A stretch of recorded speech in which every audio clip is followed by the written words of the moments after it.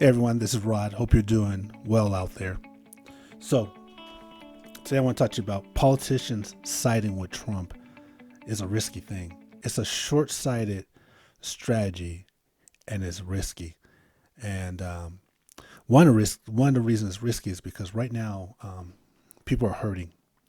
People are hurting, they're disappointed, and they're confused. And they're confused and hurt and disappointed because all these things that they believed in from their leaders about this voter fraud and about, Trump is going to win and he's going to overturn the election and we're going to have this big revolution and, all these things uh, didn't happen. It didn't happen. And they're confused and they're hurt. I mean, you had people that charged the Capitol. We talked about this before. They charged the Capitol.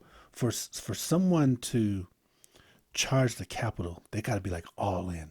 You know, the leader told them to do it. They're all in. They're all supportive. They're supportive. They're committed, and they did it.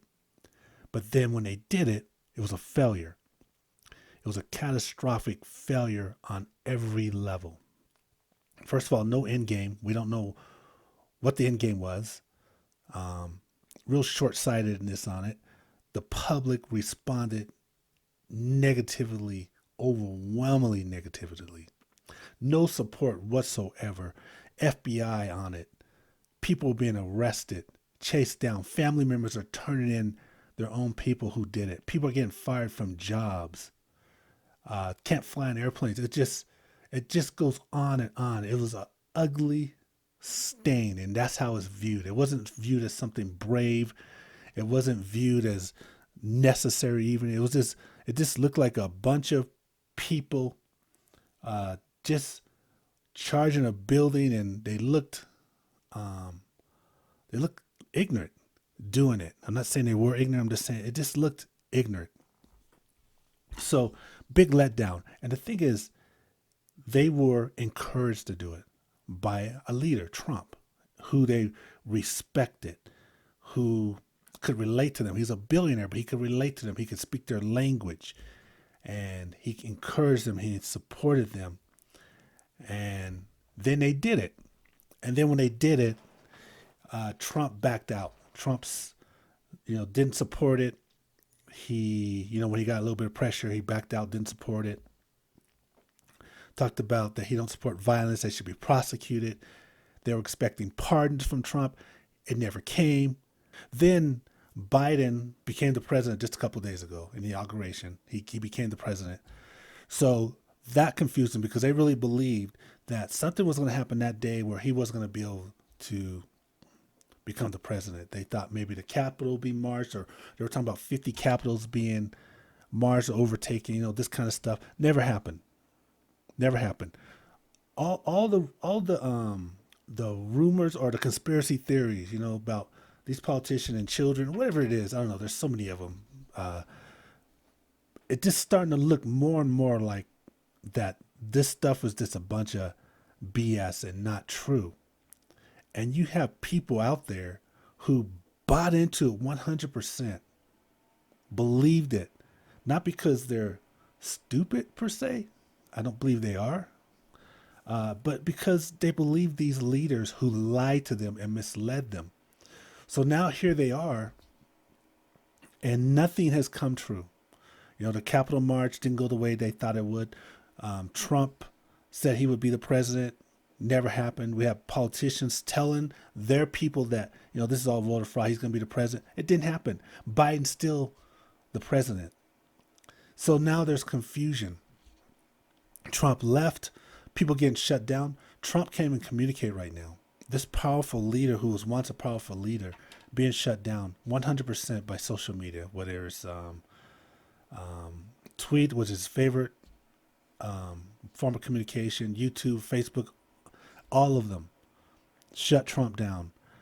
And then the groups themselves, they are losing members. And the number I'm hearing is that 70% members, they're losing 7% of their members or communication. I'm not exactly sure what this means, but it's all just falling apart because it was all based upon a lie and trust of leaders who who misled them and in the end betrayed them, had them take dramatic risks, and then left them standing there and betrayed them and not here and not there to protect them.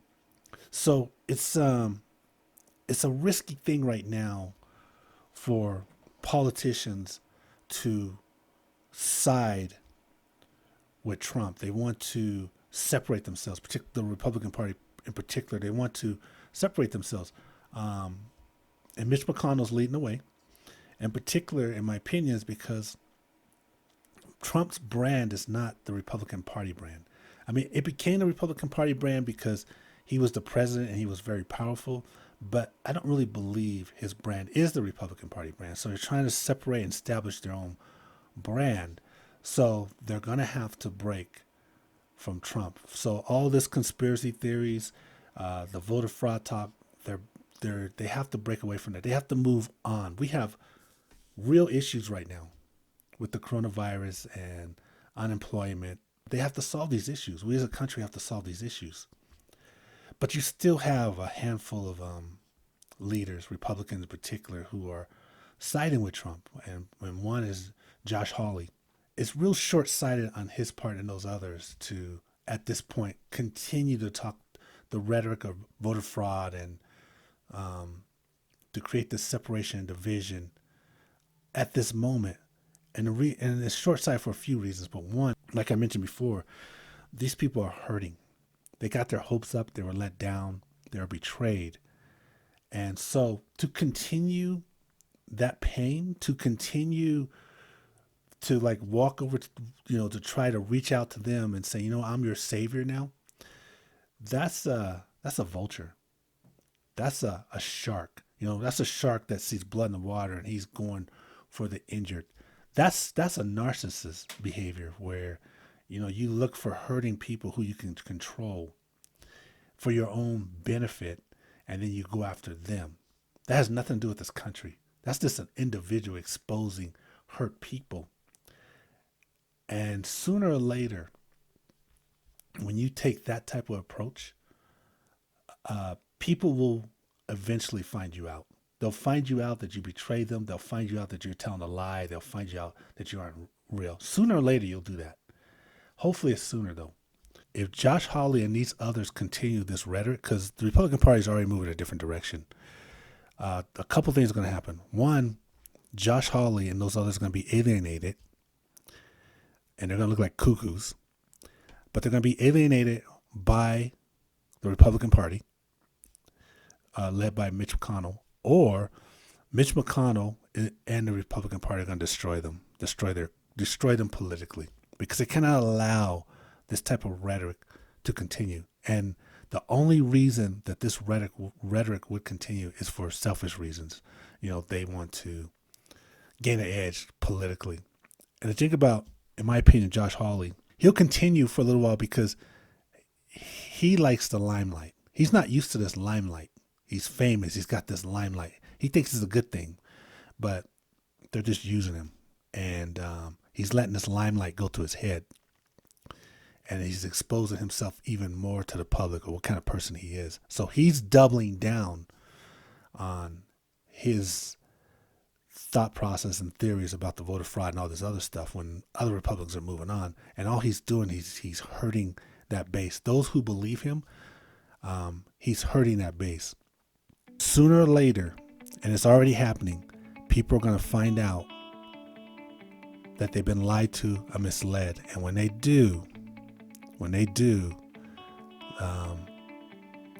they're probably going to destroy that person politically or destroy their careers. So anyway, that's all I have. Peace and hope, everyone.